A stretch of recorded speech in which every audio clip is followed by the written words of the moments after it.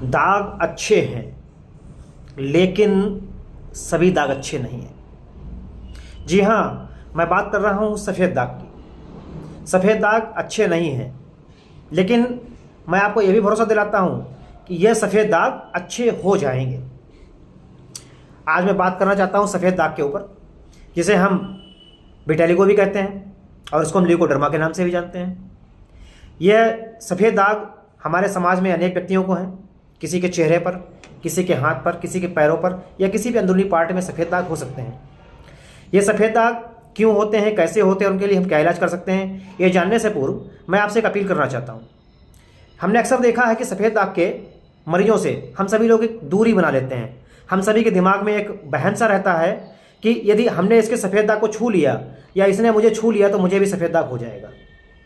तो मित्रों, सबसे पहले तो मैं आपसे यही अपील करता हूँ कि कृपया सफ़ेद दाग के किसी भी मरीज से कोई सामाजिक दूरी ना बनाएं। उनको मानसिक सपोर्ट दें, ना कि उनका मनोबल तोड़ने का प्रयास करें, क्योंकि सफ़ेद दाग छूने से या आपके शरीर में लगने से आपको सफ़ेद दाग नहीं होंगे। जी हाँ मित्रों, ये एक ऐसी बीमारी छूने से नहीं होती है।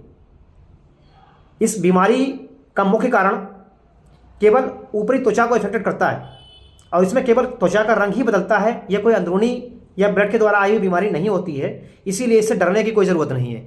यदि आप सफ़ेद दाग के मरीजों को मानसिक बल देंगे तो उनको अपनी बीमारी से लड़ने में सहायता मिलेगी और वह इसको शीघ्र ही कवर भी कर लेंगे। लेकिन यदि आप उनका सामाजिक रूप से बहिष्कार करेंगे, उनसे दूर दूर रहना चाहेंगे और उनको यह महसूस कराने का प्रयास करेंगे कि आपकी बीमारी बहुत ही गंभीर है, तो शायद वो और भी टूट जाएंगे। तो आता हूँ मैं मुख्य बात पर। मित्रों, मैं डॉक्टर अमित कुमार पाठक, आरोग्य जैते क्लिनिक से आप सभी का स्वागत करता हूँ और आज का हमारा विषय है सफ़ेद दाग, ल्यूकोडर्मा, विटेलिगो। इसी पर मैं अपना वीडियो आज आगे बढ़ाना चाहता हूँ। तो हमारे समाज में एक भ्रांति और भी है कि सफ़ेद दाग क्यों होता है। लोग आपस में बात करते हैं कि इसके पूर्व जन्म में कुछ कर्म खराब रहे होंगे, इसीलिए इस जन्म में इसको सजा मिली, इसके सफ़ेद दाग हो गए। मित्रों, ये भ्रांति ही है, ऐसा कुछ नहीं होता है। ये हमारे स्किन है और इसमें कुछ ऐसी सेल्स होती हैं जो कि इसके कलर के लिए जिम्मेदार होती हैं। वह सेल्स ही हमारे शरीर का कलर बनाती हैं या पिगमेंटेशन करती हैं। उसमें एक मेलानोसाइट्स नाम की सेल्स जो होती हैं वो इस रंग के लिए जिम्मेदार हैं। यदि किसी कारणवश वह मेलानोसाइट्स अपना कार्य बंद कर देती हैं या फिर वह नष्ट हो जाती हैं, तो उस स्थान का, जिस स्थान पर वह सेल नष्ट हुई हैं, कलर बनना बंद हो जाता है। सीधी सी बात है, जब कलर बनाने वाली कोशिकाएं ही नष्ट हो जाएंगी तो क्या होगा, वहां पर कलर नहीं बनेगा और वहां का कलर सफ़ेद या हल्का पड़ जाएगा, जिसको कि हम सफ़ेद दाग के रूप में जानेंगे। ठीक है ना मित्रों। दूसरी चीज़, सफ़ेद दाग को बहुत लोग कुष्ठ भी समझने लगते हैं, यानी लेप्रोसी। तो मैं यहाँ पर क्लियर कर दूं कि लेप्रोसी या कुष्ठ सफ़ेद दाग से बिल्कुल अलग चीज़ है और अब तो हमारे यहाँ लेप्रोसी का भी अच्छा इलाज उपलब्ध है, इसलिए उससे भी डरने की कोई आवश्यकता नहीं है। लेकिन चूंकि बात यहाँ पर सफ़ेद दाग की हो रही, तो मित्रों ये केवल त्वचा की ऊपरी परत में होता है, अपर साइड में। अंदरूनी शरीर से इसका कोई नुकसान नहीं होता है। इसके अलावा सफ़ेद दाग के मरीज को सिवाय सामाजिक रूप से देखने में अच्छा नहीं लगता है, कोई भी शारीरिक परेशानी किसी अन्य प्रकार की इस सफ़ेद दाग के द्वारा नहीं होती है। वह बाकी शरीर से पूर्ण रूप से स्वस्थ होता है, केवल ऊपरी स्किन उसकी इफेक्टेड हुई होती है, इसीलिए वहां पर सफ़ेद दाग हो गया होता है। इसके अलावा अन्य कोई भी परेशानी उसको ना हुई है, ना भविष्य में होने की संभावना होती है। यदि मैं अन्य कारणों की बात करूं जिसके द्वारा कि यह सफ़ेद दाग होता है, तो उसमें सबसे प्रमुख होती है ऑटो इम्यून डिजीज़। यह एक ऑटो इम्यून डिजीज़ ही है। अब आप कहेंगे ऑटो इम्यून डिजीज़ क्या है? देखिए मित्रों, आपने इम्यूनिटी का नाम सुना होगा, यानी रोग प्रतिरोधक क्षमता। रोग प्रतिरोधक क्षमता का काम होता है हमारे शरीर को इतना अंदरूनी रूप से मजबूत बनाना कि वह बाहरी कोई भी यदि गलत चीज़ हमारे शरीर के टच में आए तो उसका प्रतिरोध कर सके। यह होती है ऑटो इम्यूनिटी। लेकिन यदि यही जो सेल्स बुरी चीज़ों के विरुद्ध जिसको संघर्ष करना चाहिए, वह कुछ ऐसी चीज़ों को भी नष्ट करने लग जाए जो कि हमारे शरीर के लिए नुकसानदायक ना हो, तो यह क्या हो गया, ऑटो इम्यून। यानी जो हमारे शरीर को ऐसी कोशिकाओं को नुकसान पहुंचाना जो कि हमारे शरीर के लिए नुकसानदायक नहीं थी, लेकिन किसी कारणवश हमारे शरीर को गलतफहमी हो गई और उसने उस कोशिका पर भी आक्रमण कर दिया, तो ये ऑटो इम्यून डिजीज हो गई। ये शरीर से स्वयं ही जनरेट हो जाती है। तो ये जो विटेलिगो या ल्यूकोडर्मा, यह भी एक ऑटो इम्यून डिजीज ही है, क्योंकि मेलानोसाइट्स हमारे शरीर को नुकसान नहीं कर रही थी, लेकिन हमारे शरीर में कुछ इस तरीके से ऑटो इम्यूनिटी की डिजीज हुई कि उसने उन कोशिकाओं को भी नष्ट करना प्रारंभ कर दिया और हम सफ़ेद दाग से पीड़ित हो गए। तो एक तो बहुत मुख्य कारण इसका यही है, ऑटो इम्यून। दूसरी चीज़, कभी कभी सनबर्न से भी ऐसा हो सकता है, या फिर किसी ऐसे केमिकल के संपर्क में आप आए जिसने आपने स्किन को इफेक्ट कर दिया, उसकी वजह से वहाँ पर सफ़ेद सफ़ेद दाग हो गया। आपने अक्सर देखा होगा कि कुछ महिलाएं जो बिंदी लगाती हैं, उनका यहाँ पर बिंदी लगाने वाली जगह पर सफ़ेद सफ़ेद सा हो जाता है, या फिर जो सिंदूर लगाती है, सिंदूर लगाने की जगह पर सफ़ेद सा चकत्ता समझ जाता है। ये तो बिंदी में लगाया गया केमिकल ने आपकी त्वचा पर वो रिएक्शन कर दिया, या सिंदूर में कुछ ऐसा चीज़ पड़ी हुई थी जो कि आपकी स्किन को शूट नहीं हुई और वहाँ पर सफ़ेद दाग सा बन गया, एक कारण ये भी इसका होता है। इसके अलावा कुछ और नर्व से संबंधित या ब्लड से संबंधित कारण अंदरूनी होते हैं, लेकिन उतना विस्तार में इस वीडियो में जाने की आवश्यकता नहीं है। इसके अलावा एलोपैथिक शास्त्र में तो ऐसा कुछ नहीं माना जाता कि किसी खाने वाली चीज़ से यह बीमारी होती हो, लेकिन चूंकि मैं एक आयुर्वेदाचार्य हूँ और हमारे आयुर्वेद में ये स्पष्ट रूप से लिखा गया है कि यदि आप विरुद्ध आहार का सेवन करते हैं तो आप सफ़ेद दाग की बीमारी से ग्रस्त हो सकते हैं।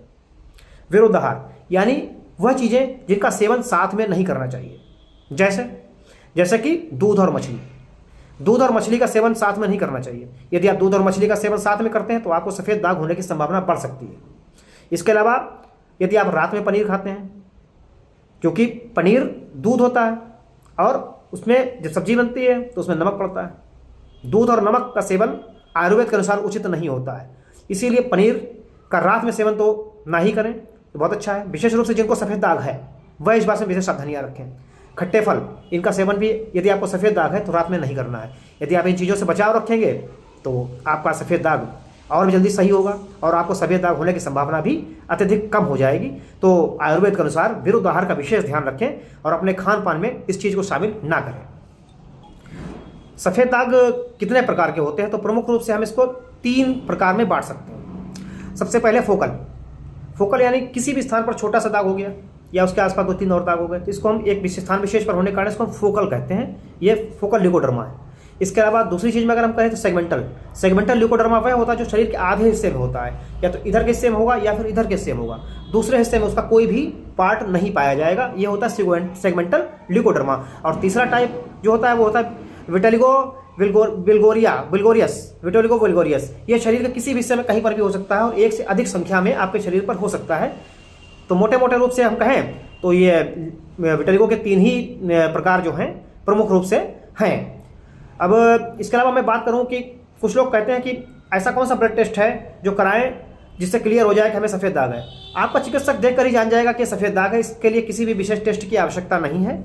और यहाँ पर मैं भी आपको ये स्पष्ट रूप से कह देना चाहता हूँ कि कोई भी ब्लड टेस्ट सफ़ेद दाग के इलाज में मददगार सिद्ध नहीं होगा। यानी कि आप ये सोचें कि मैं टेस्ट करा लूँ तो हमारे या चिकित्सक को किसी इलाज में मदद मिल जाएगी, ऐसा कुछ नहीं होता है। टेस्ट का केवल आप इसलिए करा सकते हैं कि आपके यहाँ कुछ शुगर तो नहीं है, थायराइड तो नहीं है जो कि इसकी कवरिंग की गति को प्रभावित कर रहे हों, लेकिन विटिलिगो या ल्यूकोडर्मा के लिए किसी भी टेस्ट की आवश्यकता नहीं है। अब आता हूं मैं मुख्य विषय पर चिकित्सा, लेकिन चिकित्सा के विषय में बात करने से पूर्व कुछ चीज़ें मैं आपसे और शेयर करना चाहता हूं जो कि चिकित्सा के पूर्व आपको जानना आवश्यक है, जो कि चिकित्सा को प्रभावित करती हैं, इसलिए उनके विषय में भी बात हो जाए तो आवश्यक है। देखिए, सबसे पूछ कि चिकित्सा को क्या चीज़ प्रभावित करती? उम्र। यदि आपकी उम्र कम है तो आपका सफ़ेद दाग सही होने की संभावना उतनी ही ज़्यादा है। यदि उम्र अधिक है तो सफ़ेद दाग का सही होने की संभावना उतनी ही क्षीण होती जाती है। सही होता है, यह नहीं कि सही नहीं होता, सही होता है, लेकिन थोड़ा सा प्रभावित करता है। दूसरी चीज़, यदि जिस स्थान पर सफ़ेद दाग है ऐसे स्थान पर है जहाँ पर हेयर्स भी हैं, बाल भी हैं, और वह बाल भी सफ़ेद हो गए, तो समझ लीजिए कि आपका दाग पुराना हो गया। यानी वो जितना पुराना हो गया उतना ही इसको सही होने की गति भी धीमी हो जाएगी। यदि बालों का रंग अभी सफ़ेद नहीं हुआ है, इसका मतलब अभी आपका सफ़ेद दाग नया है, तो उसके सही होने की गति भी उतनी ही शीघ्र हो जाएगी। इसके अलावा आप जहाँ भी इसकी चिकित्सा कराएं तो धैर्य रखें, क्योंकि सफ़ेद दाग का इलाज समय लेता है। कम से कम जिस भी चिकित्सक के आप संपर्क में आएँ, और यदि वह योग्य चिकित्सक है तो 3 माह का समय, 3 से 6 माह का समय उसको अवश्य दें, ताकि वे आपके अपने लाभ को प्रस्तुत कर सके। इससे कम समय में लाभ की उम्मीद ना करें। हालांकि कभी कभी जल्दी रिस्पांस भी आ जाता है। हमारे पास 1-2 मरीज ऐसे भी आए जिनको 20 दिन में ही रिस्पांस मिलना शुरू हो गया।